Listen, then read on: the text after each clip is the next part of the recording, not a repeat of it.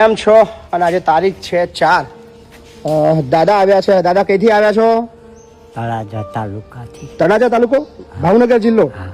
શું નામ દાદા તમારું? સગન. છગનભાઈ. હા. કેવા છગનભાઈ? પાસાભાઈ. છગનભાઈ પાસાભાઈ. હા હા. અટક શું?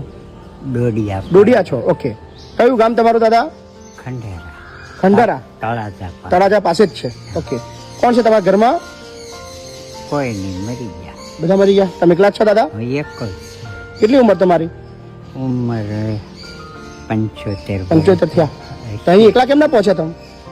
એકલા હું વાયા. વાયા ક્યારે નીકળ્યા હતા? આ તળાજે 8 વાગ્યાની. કાલ રાતે નીકળ્યા હતા? હા, આજ રાતે ઓહો. અહીંયા રાતે પહોંચ્યા હતા આગળ? નાસ્તો બસ્તો કર્યો? પહોંચ્યો. નાસ્તો કર્યો? હા. ચા બા પીધી? ઓકે. પીધી. રહેવા આવ્યા છો અહીંયા વૃદ્ધાશ્રમમાં ને? આરામથી, કોઈ ચિંતા નહીં, રાખી લી. હે ને? આરામથી રહો, કોઈ ટેન્શન ના લે. હવે હું તમને વાત કરું. હમ મારી કમાણીના મેં પૈસા ભેગા કર્યા. હમ એ મારા વૃદ્ધાશ્રમમાં નાખી દેવા. શું વાત છે?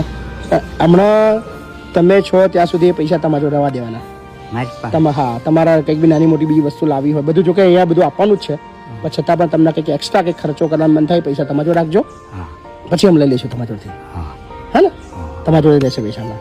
એકલા કામેલું છે, કોઈનું કામેલું નથી. બરાબર. મારો જીવન છે ધર્માદામાં. મારું ના ના, જીવન. ખૂબ સરસ દાદા. કોઈ ચિંતા નહીં, આરામથી રહો આપણે ત્યાં, કોઈ ચિંતા ના કરશો. બરાબર ને? ગયા જન્મનું આપણું કોઈ લેણું બાકી હશે એટલે આપણે ભેગા થયા. હા હા હે ને? હા. ચલો, હા, આરામ. ચલો વૃદ્ધાશ્રમ પગે ના લાગશો દાદા, તમારા અમને આશીર્વાદ દેવાના.